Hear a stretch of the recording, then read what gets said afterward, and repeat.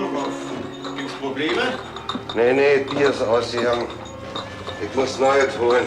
Ja, das Bier. Krieg ich jetzt meine Milch oder muss ich vorher verrecken? Da hören Sie es wieder. Den ganzen Tag hat sie nichts anderes im Sinn, als dass sie einen schikaniert. Ist mal eine gute Frau gewesen. Wie sich das ändert. Hat nichts anderes im Sinn, als einen zu schikanieren. Gleich ist sie fertig, deine Milch.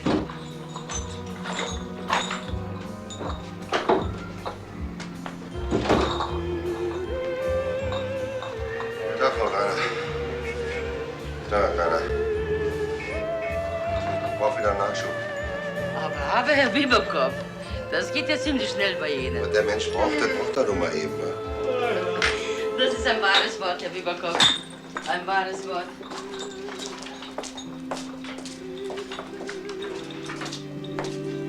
Eine Pulle können Sie mir gleich mal geben.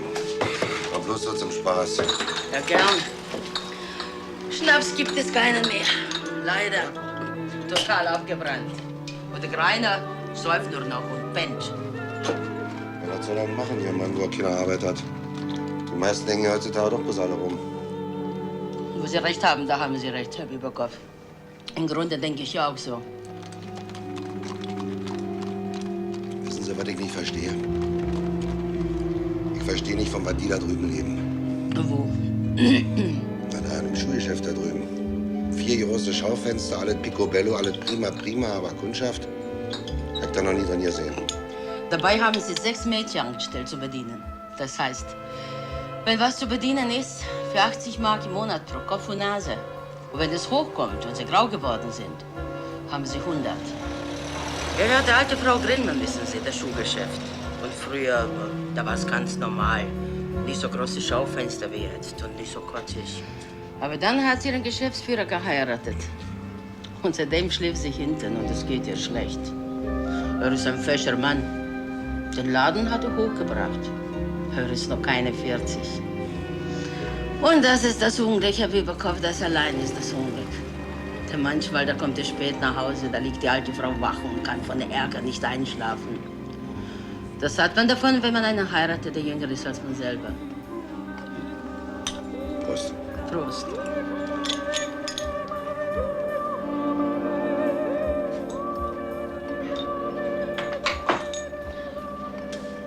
Die Bedeutung der Fette für die Ernährung. Das Fett überkleidet die Knochenvorsprünge und schützt das darunterliegende Gewebe vor Druck und Stoß. Hochgradig Abgemagerte klagen daher über Schmerzhaftigkeit an den Sohlen beim Gehen. Na, jetzt geben Sie uns mal noch eine Pulle. Ihm hoch. Auf einem Bein kann man ja nicht stehen, ne? Nee. Im Bein kann man nicht stehen. Das sei dann, man hat ihn zum Krieg abgeschossen bekommen. Aber das ist ja wohl auch nicht natürlich, oder? Ja. Oder neben der Rexerwald, da wohnen 2 dicke Ehepaare. Der Bruder mit seiner Frau und die Schwester mit Mann. Die haben noch ein krankes Mädchen, ja. Und daneben wohnt ein Bäckergeselle mit seiner Frau. Die ist wohl Anwärterin, Anlegerin in der Druckerei. Aber die hat eine Eierstockentzündung, hat er mir selber erzählt. Ja. Die hat eine Eierstockentzündung, die Frauen. Was haben die beiden denn vom Leben? Ja, erst mal einen den anderen. Und dann letzten Sonntag Bühnenschau und Film. Und dann mal die Vereinssitzung und dann Besuch bei seinen Eltern. Und Weiter nicht? na also, Herr Bibelkopf, ob das nicht reichen würde. Es kommt noch hinzu, schönes Wetter, schlechtes Wetter. Ja, am Ofen stehen und frühstücken und so weiter. Aber was haben Sie denn für ein Leben? Und alle, der Herr Hauptmann, der Herr General. Ach, was hat denn jeder von Leben? Machen wir uns doch nichts vor. Und direkt drüber, da wohnt der Rexerwald Löwenhund. Das ist ein Geizkragen. Hat eine Aufwärterin. Die putzt und fegt das Linoleum im Wartezimmer. Aber für einen Staubsauger hat es noch nicht gereicht. Weil noch nicht mal verheiratet ist der Mann. Und die Aufwärterin schrubbert und putzt und ist unheimlich dürr. Aber elastisch für ihre beiden Kinder, die sie bekommen hat. Ja, Herr Bibelkopf, der Geiz. Und ganz zuletzt bestreite ich ganz entschieden die Annahme des Landgerichts dass das wilde Kaninchen im Großherzogtum Sachsen-Altenburg zu den jagdbaren Tieren zu zählen ist. Und im Hinterhaus da wohnt ein Kellner mit seiner Frau. Proper reingerichtet, Gasbrunnen, Glaswachen. Ich war so Vormittag zu Hause, der schläft da. Und spielt Zither. Und die Frau von dem arbeitet im Warenhaus. Ist Aufsichtsdauer oder sowas. Na, das sagt sie mir nicht. Und da waren wir schon verheiratet, vorher. Aber die muss ihn fürchterlich betrogen haben. Die hat ihn zwar immer wieder trösten können und war wieder versöhnt, bis sie dann doch weggelaufen ist. Und wie es den Scheidungsprozess gegeben hat, dann ist er doch schuldig geschieden worden. Er ist ja weggelaufen. Und dass er ihn betrogen hat, hat er nicht beweisen können. Und dann hat er die jetzige kennengelernt, wie sie gerade auf Männerjagd war. Es ist über das Gleiche. Ist dasselbe Kaliber wie die anderen. Genau dasselbe Kaliber, nur ein bisschen schlauer. Bei der merkt er nicht, wenn sie fremd ist. War dies nicht möglich. Punkt. Ich hoffe bestimmt, Sie am nächsten Mittwoch Komma, bitte Sie, Komma, sich dahin noch etwas gedulden. Sehr geehrter Herr Zollmann, in Angelegenheit Ihrer Tochter muss ich um weiteres Honorar bitten. Punkt. Und zwar um 200 Mark. Ich stelle Ratenzahlung anheim. Zweitens. Und dann drüber, gleich neben Ihnen, beim Baumann. Da wohnen ja wir. Greile. Der ist ja auch der Verwalter. Der ist an sich in Ordnung. Hält sich zurück ins Auge. Aber manchmal schlägt er über die Stränge. Die Gesellschaften schützen alles.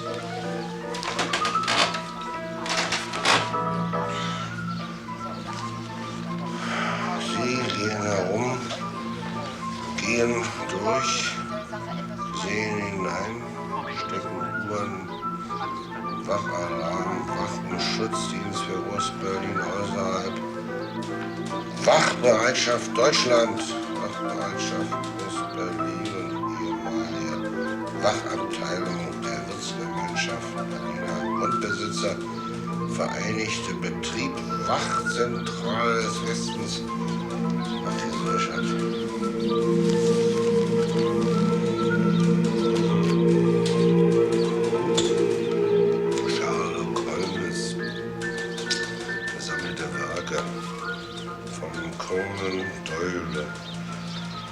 Wachanstalt, Waschanstalt, Wäschereiverleih. Apoll, Wäscherei Amler übernimmt sämtliche Hand- und Leibwäsche-Spezialität, feine Herren- und Damenwäsche. Geschlechtskrankheiten als verschuldetes Unglück. Oberlandgericht Frankfurt 1, 10.5. Man mag über die des Geschlechtsverkehrs bei unverheirateten Männern weniger sprechen. Ich muss doch zugeben, dass in rechtlicher Beziehung ein Verschulden vorliegt. Komma, dass der außereheliche Geschlechtsverkehr, wie Staub sagt, eine Extravaganz ist, die mit Gefahren verbunden ist, Komma, und dass derjenige die Gefahren zu tragen hat, Komma, der sich diese Extravaganz leistet. Punkt. Wie denn auch blank im Sinne dieser Bestimmung eine durch außerehelichen Geschlechtsverkehr des Gipfelpflichten verursachte Erkrankung sogar als eine durch grobe Fahrlässigkeit herbeigeführte Erkrankung ansieht.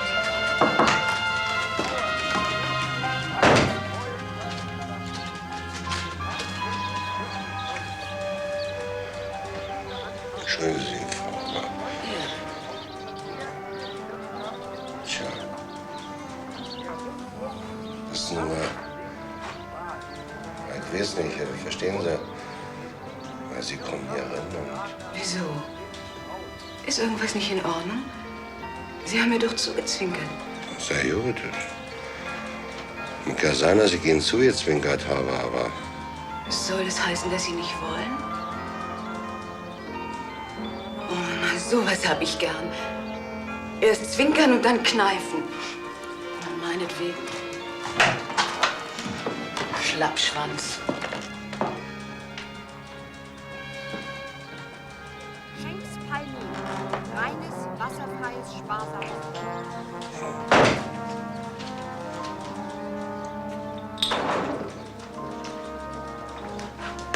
Wo die zweiten Stock lang, da wohnt so ein Alter. 64 ist der. Ist möbelpoliert. Hat eine Glatze. Seine Tochter, die ist geschieden. Die besorgte den Haushalt. Den sehe ich jeden Morgen, wie er aus dem Haus kommt. Der hat so ein Herzen, so Weg, ja? Außerdem trinkt er ab und an den Kurzen bei mir. Wird sich bald krank schreiben lassen. Ha. Koronarsklerose, hat er gesagt. Und Myodegeneration cordis. Die habe ich behalten, die Worte. Dabei ist sie schwierig.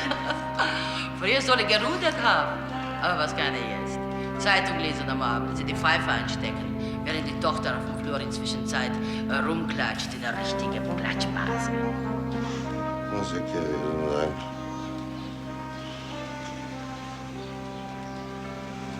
Ein Mensch alles in seinem Wagen mit sich umdreht.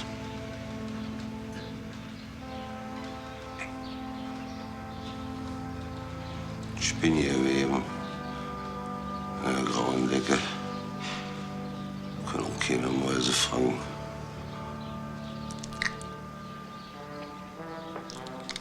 Ich möchte Wasser trinken.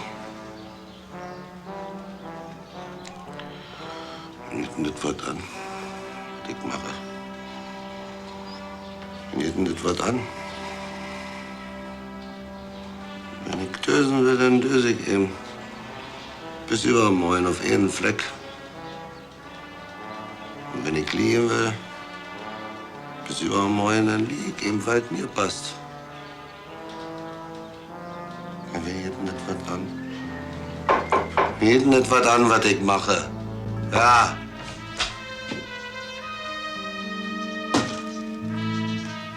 Hab gehört, wie Sie gekotzt haben heute Nacht. Hat sich ziemlich grausig angehört. Aber ich hab gedacht, in der Nacht, ich kann ihm sowieso nicht helfen. Da bin ich nicht gekommen. Erstens, sagen Sie, Idiot, was haben Sie mir zu sagen? Zweitens, wenn ich mal von 8 bis 12 Uhr aufhalte, der stinkt Bude. Wen geht das was an, was ich mache? Machen Sie sich nichts aus. Ich putze ja schon weg.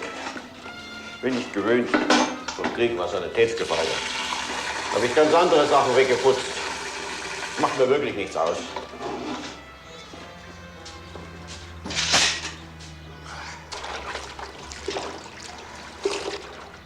Verlorst du dein Herz in der Natur?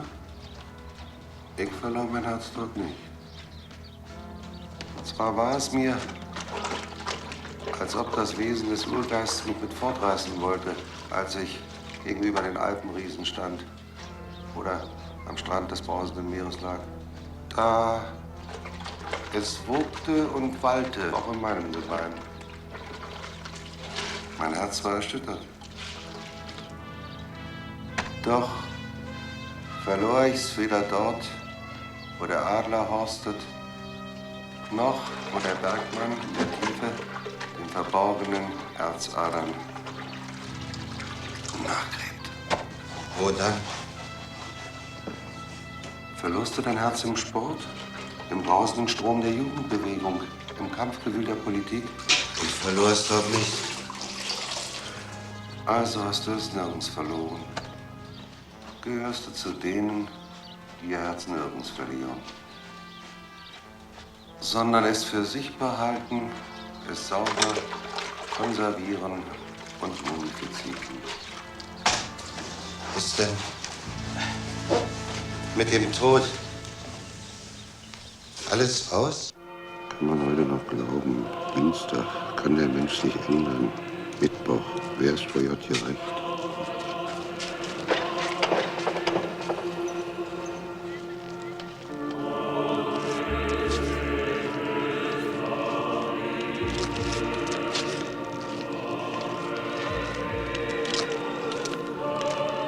Guten Tag, Herr Pastor.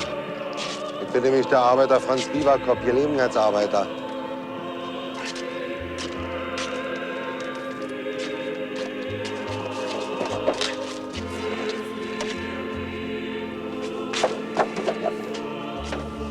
Früher war ich Möbeltransporteur, jetzt bin ich arbeitslos. Ich wollte Sie nämlich mal was fragen, was ich nämlich gegen meine Magenschmerzen machen kann.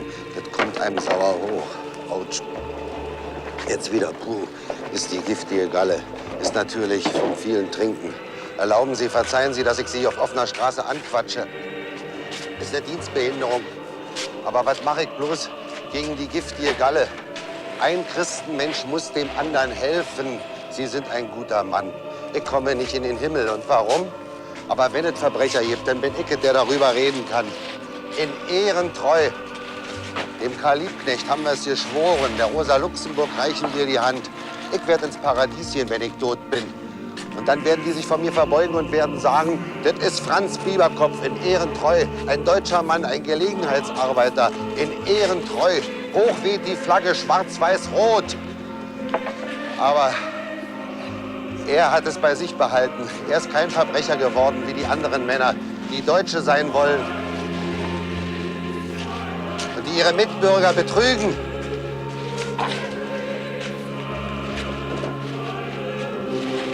Wenn ich ein Messer hätte, dann rennt ich's dem in den Leib. Jetzt bist du dran, zum Fahrer zu laufen. Jungchen. Jungchen. Wenn's dir Spaß macht, und wenn du noch krächzen kannst, du, dann ehrentreu. Weglass meine Hand von dem Erfahr. Ist mir zu gut dazu.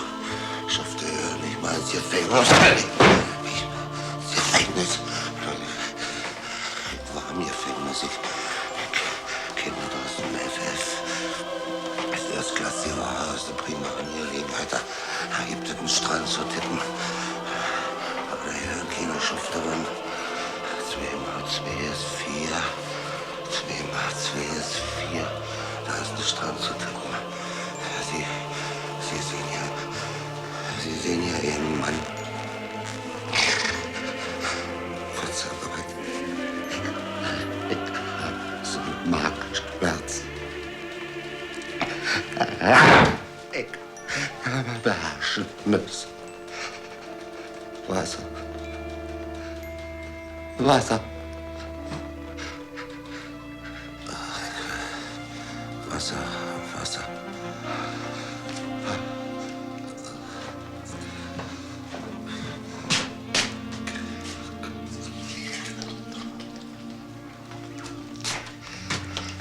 Da.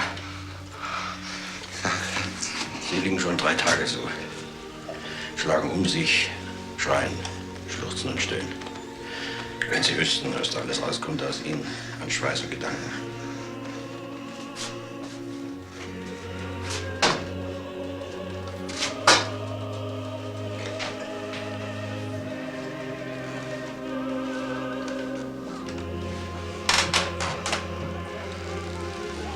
Tagen geht das schon so. Seit Tagen? Schon seit Tagen. Ich habe mir schon überlegt, ob ich Sie abholen lasse und den Doktor hole. Aber ich habe immer gesagt im Leben, das Beste ist, der Mensch soll selbst entscheiden, was für ihn gut ist. Ja, das ist richtig. So, seit Tagen schon. Man muss gar ganz schön gesoffen haben, wa? Weiß nicht. War nicht bloß der Alkohol. Da war noch was anderes dabei. Quatsch. Was denn? Ich hab einfach zu viel gesoffen, das ist alles. Ich hab einfach zu viel gesoffen. Ich muss runter. Unter den Menschen auf der Straße. Die Beine bewegen. Trapp, trapp, trapp. Einen Fuß vor den anderen Fuß. Und dann den anderen wieder vor den einen. Das ist es. Franz Bieberkopf, stark wie eine Kobraschlange, aber wackelig auf den Beinen, ist nach der Münzstraße zu den Juden gegangen. Der Mann will mit allem aufräumen. Der Mann will reinen Tisch machen. Hier gehen wir wieder, Franz Bieberkopf. Kalt, aber frisch. Wer möchte jetzt im Hausflur stehen, Straßenhändler sein und sich die Zehen einfrieren? In ehrentreu. Ein Glück, dass man aus der Stube raus ist. Der Krieg von der Weiber nicht mehr hört. Hier geht Franz Bieberkopf, der geht auf der Straße. Die Leute tun, was sie können. haben Kinder zu Hause. Hungernde Mäuler. Vogelschnäbel. Klapp uff, klapp zu, klapp uff, klapp zu, uff, uff, zu. Klapp, klapp. Entschuldigung, da. Entschuldigen Sie vielmals, das ist nur... Die Dächer können anfangen zu schwanken, zu schaukeln und zu schütteln. Die können abrutschen, die Dächer wie Sand schräg runterrutschen, wie eine Mütze vom Kopf. Ja, die sind ja alle schräg aufgestellt, schräg über den Dachstuhl, alle lang in eine Reihe. Da kann ja nichts passieren. Die sind ja angenagelt, sind die. Da sind starke Balken drunter, da ist Dachpappe und Teer. Fest steht und treu die Wacht am Rhein. Guten Morgen, Franz Biberkopf. Wir stehen aufrecht. Brust raus, Rücken steif. Wir sind deutsche Staatsbürger. Der Gefängnisdirektor hier sagt, moin Herr. Die Leute gehen alle ruhig die Straße lang. Die Kutscher laden ab. Die Behörden kümmern sich um die Häuser. Es braust ein Ruffedon, nach wie wird gehört. Ja, also dann können wir hier hoch lang gehen. Den mit der braunen Wolljacke, den kenne ich doch. Den kenne ich doch ganz bestimmt, der hat Arbeit. Ja, das können wir ja hoch mal machen. Später. Man greift mit der rechten Hand, zieht hoch, greift zu und dann runter. Au. Das sind wir Arbeitsleute. Das sind wir. Proletariat. Rechts hoch, links zu. Au! Rechts hoch, links runter. Au!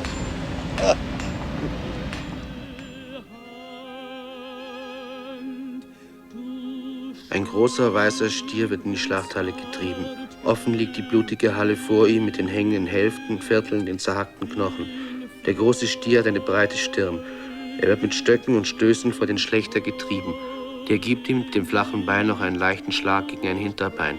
Jetzt greift der eine Stiertreiber von unten um den Hals. Das Tier steht, gibt nach, sonderbar leicht gibt es nach, als wäre es einverstanden und willige nun ein, nachdem es alles gesehen hat und weiß, das ist sein Schicksal und es kann doch nichts machen.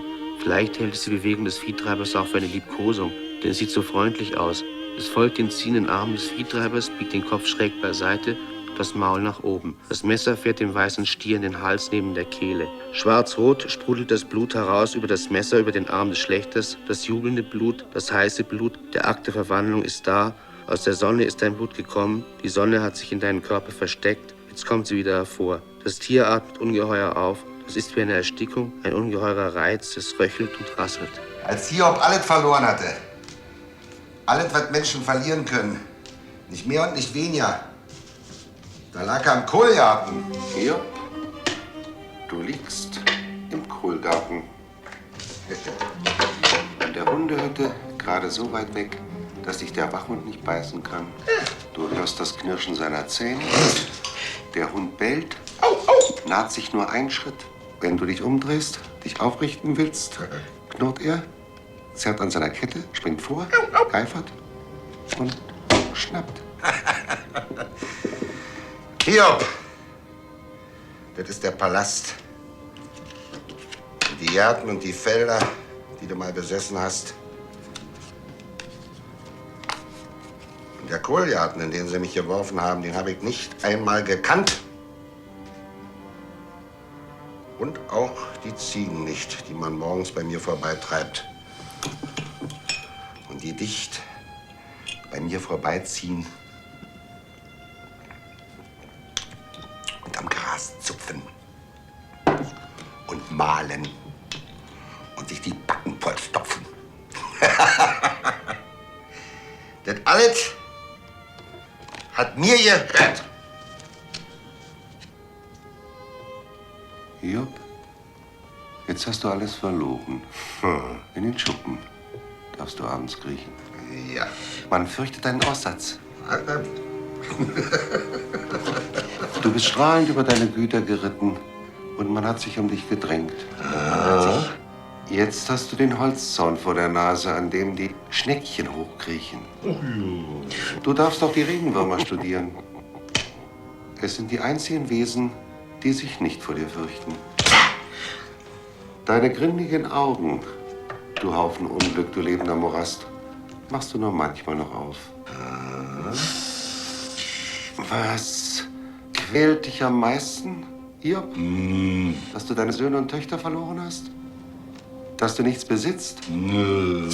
Dass du in der Nacht frierst? Deine Geschwüre im Rachen, an der Nase, was, Hiob? Geh weg! Mach die Augen auf, soweit du kannst. Jetzt wollen sie mich auch noch verrückt machen. Jetzt nehmen sie mir noch meine Gedanken. Und wenn sie es tun, ist es schade? Will doch nicht. Obwohl du so leidest und leidest durch deine Gedanken, willst du sie nicht verlieren. Für mich braucht keiner zu beten, wenn ich tot bin. Ich bin Gift für die Erde. Hinter mir muss man ausspeien. Du kannst deine Augen nicht aufmachen. Sie sind verklebt, sie sind verklebt. Du jammerst, weil du im Kohlgarten liegst. Und der Hundeschuppen ist das Letzte, was dir geblieben ist. Und deine Krankheit. Ich hab keine Kraft mehr, das ist es. Ich hab keine Kraft mehr zu hoffen, kein Wunsch. Ich hab kein Gebiss mehr. Ich bin weich. Ich schäme mich. Das ist das Schrecklichste. Steht mir also schon auf der Stirn. Das Spiel ist meins. Was ist es, Hiob, woran du am meisten leidest? Du möchtest nicht schwach sein, du möchtest widerstreben können. Oder lieber ganz durchlöchert. Dein Gehirn weg, die Gedanken weg, dann schon ganz viel. 73. 47. Heile mich, wenn du es kannst. Ob du Gott bist oder Satan oder Engel oder Mensch. Heile mich. Von jedem wirst du Heilung annehmen? Heile mich. Vielleicht lasse ich mich hoch und schrecklich bezahlen. Heile mich. Ich bin Satan. Heile mich. Und wenn ich der Satan bin, wie wirst du mit mir fertig werden?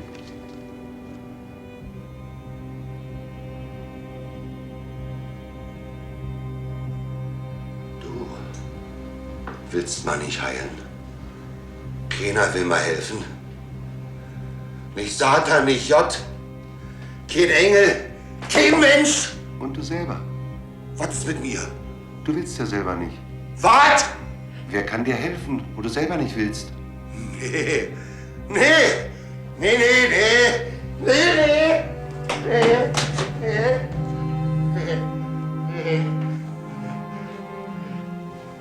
Nee. Nee. Gott und Satan, die Engel und die Menschen, alle wollen dir helfen. Aber du willst nicht. Gott aus Liebe, der Satan, um dich später zu fassen. Die Engel und die Menschen, weil sie Gehilfen Gottes und des Satans sind. Aber du willst ja nicht. Gott und Satan, die Engel und die Menschen, die wollen mir helfen. Niemand will mir helfen.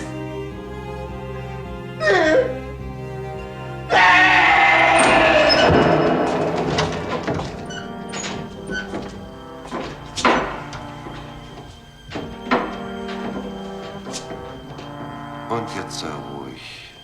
So ist es. Du bist ein Judetier. Du weißt, das muss geschehen.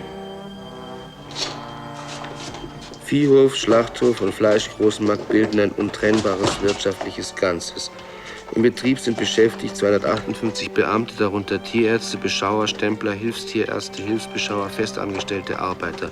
Verkehrsordnung vom 4. Oktober 1900, Allgemeinbestimmungen, Regelungen des Auftriebs, Lieferung des Futters, Gebührentarif, Marktgebühren, Liegegebühren, Schlachtgebühren, Gebühren für die Entfernung von Futtertrögen aus der Schweinemarkthalle. 17 mal 3 ist 51. Und die Zeiten sind teuer. Wird immer schlechter zu kalkulieren und schwerer, mit der Konkurrenz mitzukommen.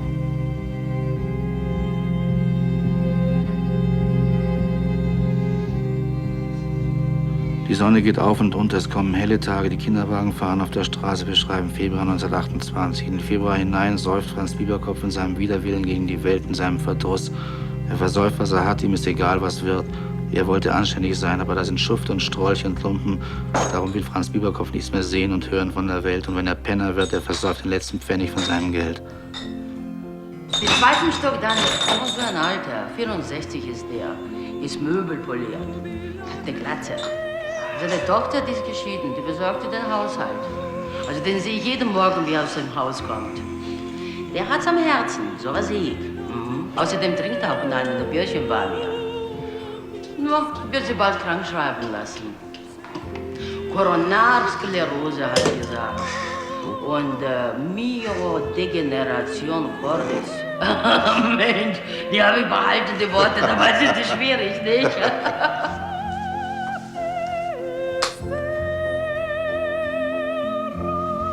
Ich bin's, Franz. Mein Gott. Das will ich aus. Bitte. Bitte, bitte, bitte, bitte.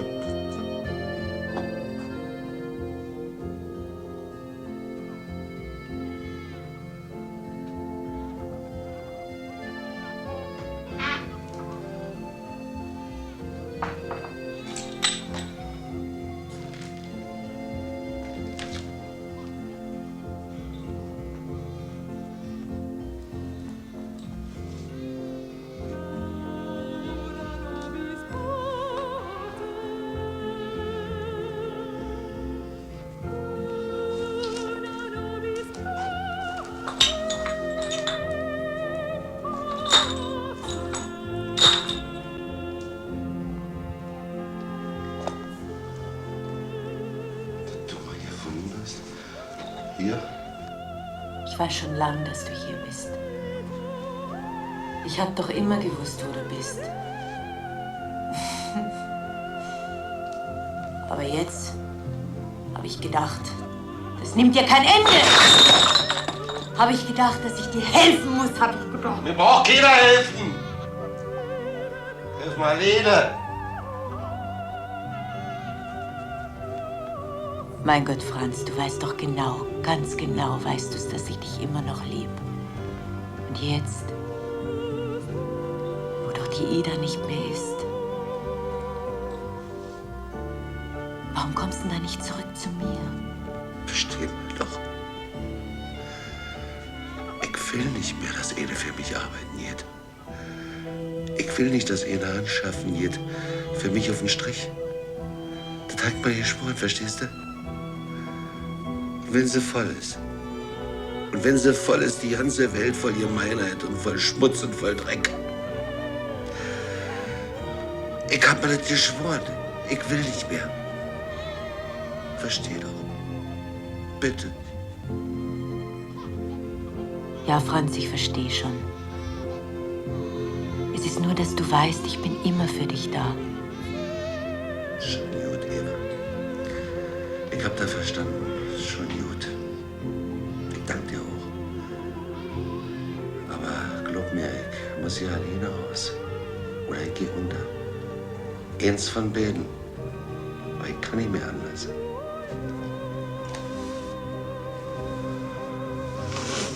Und jetzt sei lieb und lass mal alleine.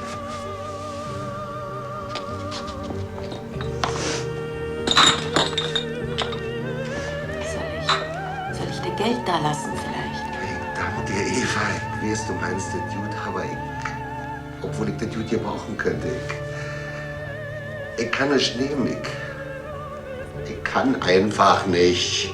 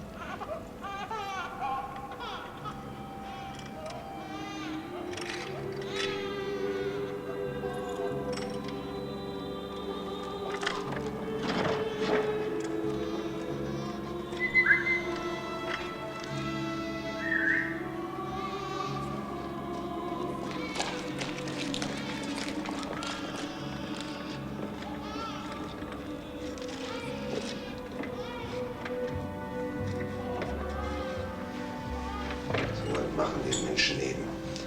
Den ganzen Tag. Und auch noch in der Nacht. So Jahrhunderte drum. Man müsste einen Blumentopf nehmen und nach unten pfeffern. Was haben die Brüder hier eigentlich zu suchen? Wo ich hier wohne!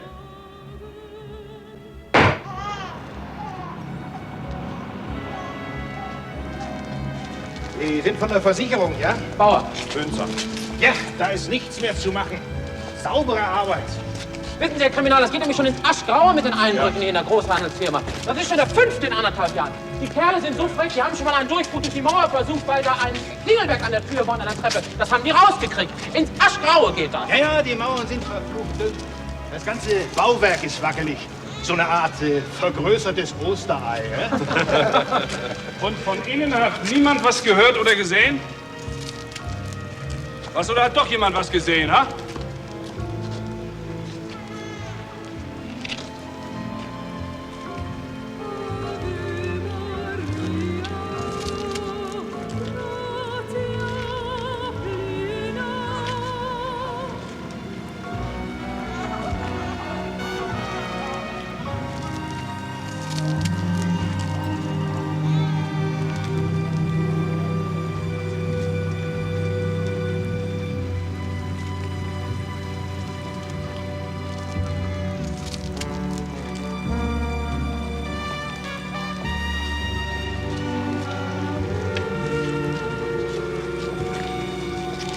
Ja, tun Sie nur was.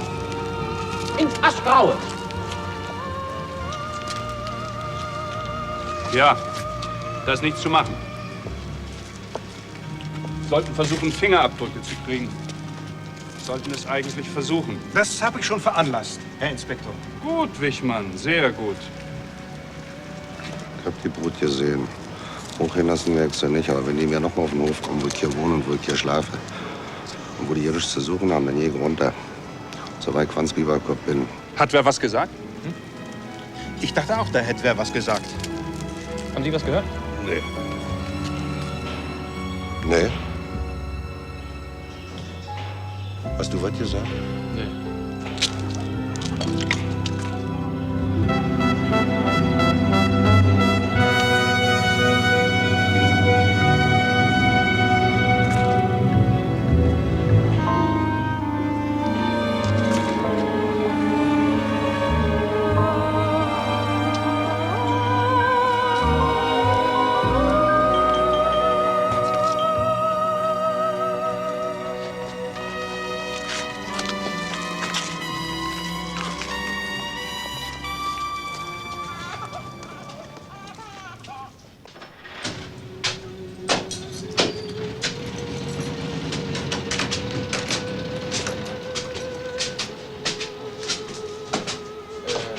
Vielleicht wäre es noch besser gewesen, Sie hätten der Polizei was gesagt. Ich verpfeift keinen. Nicht mal so eine runtergekommenen Idioten. Naja, vielleicht haben Sie recht.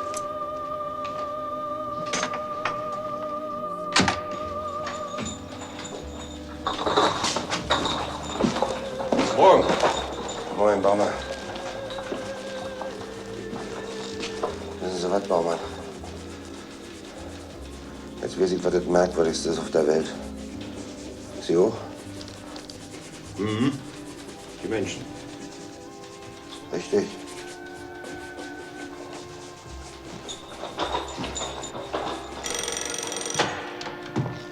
Moin. Moin.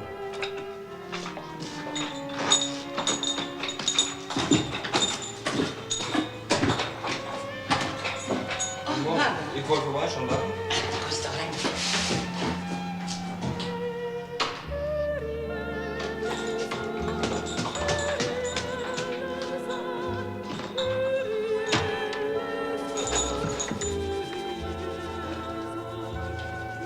Na? Ist dir der Durst vergangen, Bibelkopf? Wie ich's gesagt habe, das Merkwürdigste auf der Welt ist der Mensch.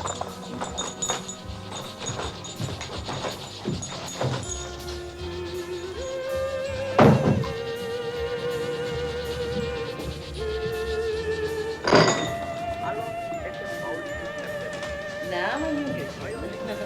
Was meinst du? Du willst dich arrangieren können.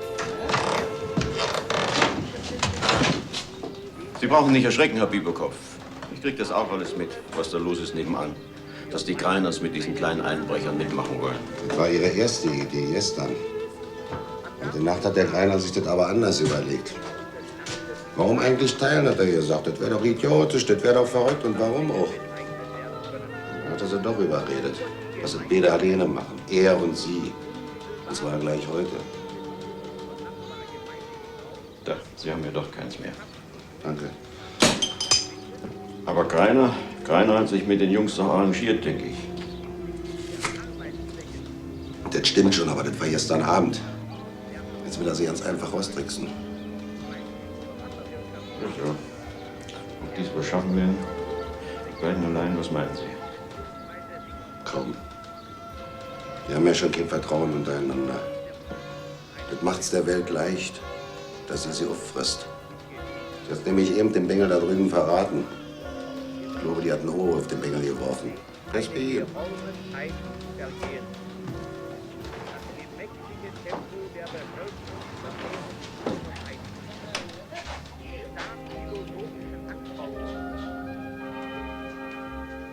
Na? Ja, nichts weiter. Wir sind noch unten, die Greiners.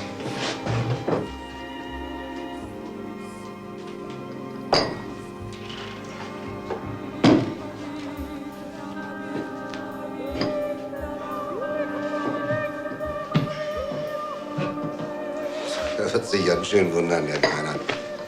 Er. Wenn die anderen plötzlich auftauchen. Der muss doch teilen. Löse und Wolf, Berlin-Elbing. Erstklassige Qualität in allen Geschmacksrichtungen. Brasil, Havanna, Mexiko. Kleine Trösterin, Lilliputziger Nummer 8. Stück 25 Pfennig. Winterballade. Packung mit 25 Stück, 20 Pfennig. Zigarillos Nummer 10, unsortiert. Sumatra-Decke. Eine Spezialleistung, dieser Preis. In Kisten zu 100 Stück, 10 Pfennig. Ich schlage alles. Du schlägst alles. Er schlägt alles. Mit Kisten zu 50 Stück. In Kartonpackung zu 10 Stück. Versand in alle Länder der Erde. Bolero 25 Pfennig. Diese Neuigkeit brachte uns viele Freunde. Ich schlage alles, du schlägst an. Sag mal still, Moment. Komm. Ja, je dicker der Arsch, desto kleiner der Kopf. Muss doch immer von anderen Leuten Das ist ja ein schön sauer, der Greiner. Ziemlich sauer. Und? Die zacken sich. Jetzt fangen sie an, sich zu besaufen.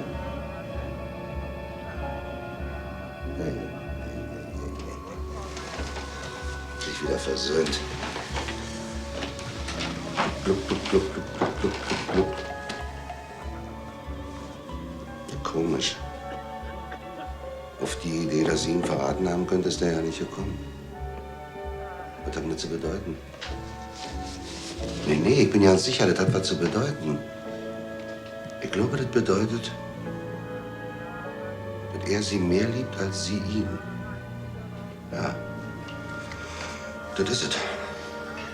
Du gehst jetzt bald weg von hier, nicht? Wieso? Ach, nur so.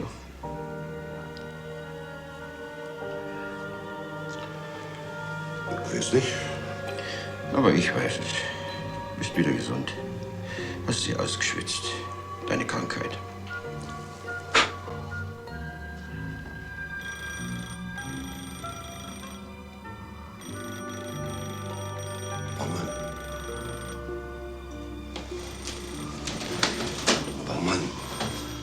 Baumann, wach doch mal auf!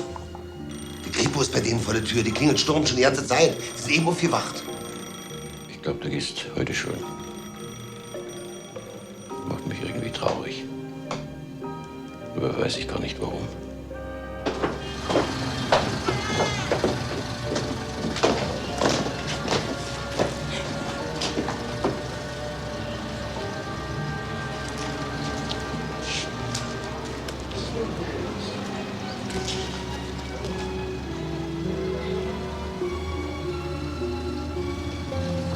Lassen Sie uns einsteigen. Es ist besser für Sie, Sie kommen hier schneller weg als zu langsam.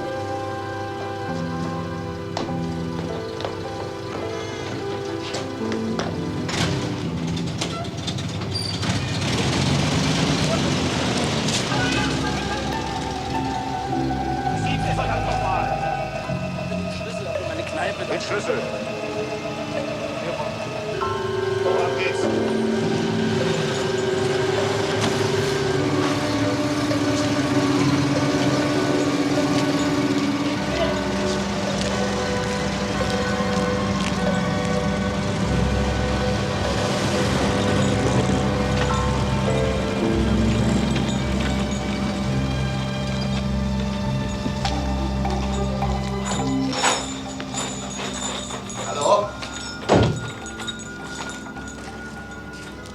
Hier? Wer ist da gerade drin hier? Der wird wohl gleich wiederkommen. Kannst du mir sagen, dass ich den Kasten zurückgebracht habe? Ende! Tja. Tja. Tja, dann... Du machst gut. Jo. Danke. Satan. Eisige Luft, Februar. Die Menschen gehen in Mänteln. Wer einen Pelz hat, trägt ihn, wer keinen hat, trägt keinen. Die Weiber haben dünne Strümpfe und müssen frieren, aber es sieht hübsch aus. Drumherum haut die Dampfmaschine auf dem Alexanderplatz. Viele Menschen haben Zeit und gucken sich an, wie die Ramme haut. Der ganze Alexanderplatz ist eine einzige Baustelle. Woher die das Geld haben? Die Stadt Berlin ist reich und wir bezahlen die Steuern. Frühmorgens kommen die Arbeiter angegondelt von Reinickendorf, Neukölln, Weißensee, kalt oder nicht kalt, Wind oder nicht Wind. Kaffeekanne her, packt die Stullen ein, wir müssen schuften. Oben sitzen die Drohnen, die schlafen in ihren Federbetten und saugen uns aus. Wer glaubt, aus entwertetem Weißmehl hergestellte Brote und Backwaren durch künstliche Zusätze verbessern zu können, der täuscht sich und die Verbraucher. Die Natur hat ihre Lebensgesetze und rächt jeden Missbrauch.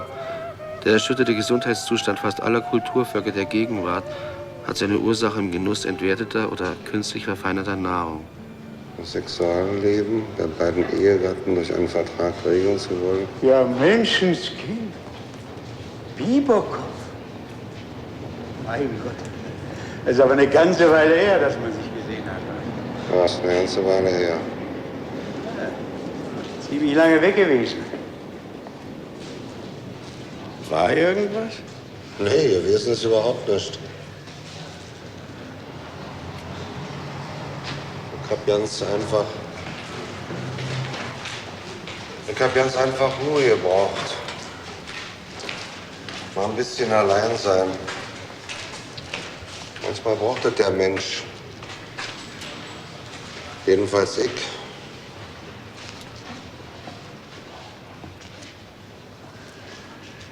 Ja, braucht jeder mal so ein bisschen allein sein. Ja, Zeit haben zum Nachdenken. Ich habe gedacht,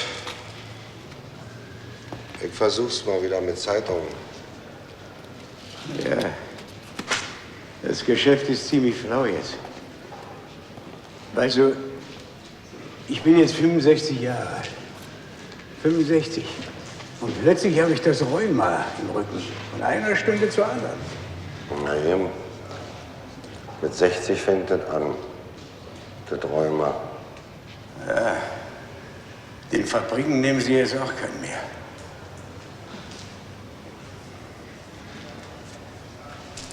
Vor 7 Monaten, du. Da haben sie mich operiert. In Lichtenberg draußen, im Hubertus Krankenhaus. Ein Ei ist weg. Soll tuberkulös gewesen sein. Ja, ist weg, das Ei. Aber die Schmerzen habe ich immer noch, kann ich dir sagen. Na ja, und sieh da mal vor. Am Schluss kommt das andere auch noch dran.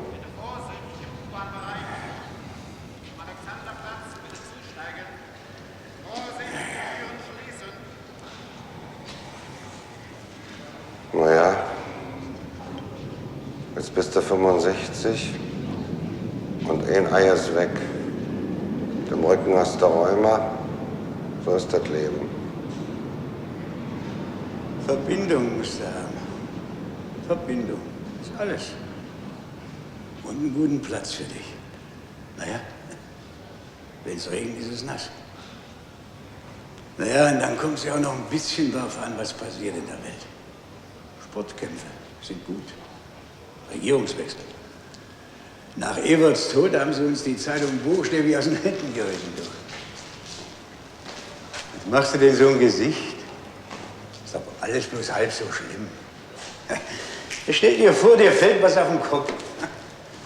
Da brauchst du doch plötzlich überhaupt nicht mehr nachzudenken, ne? Na also. Attentat auf das Mieterschutzgesetz. Die Quittung für Zergiebel. Ich scheide aus der Partei des Prinzipienverrats aus. Englische Zensur über Amanullah. Indien darf nichts erfahren. Krisenalarm im Reichstag. Man spricht von Märzwahlen. Der mitteldeutsche Kampf geht weiter. Es soll eine Schlichterkammer gebildet werden. Übrigens, dein Freund, der Mac, du, der verkauft jetzt Klamotten und so. Drüben in der Clemensstraße. Steht da und macht gute Geschäfte.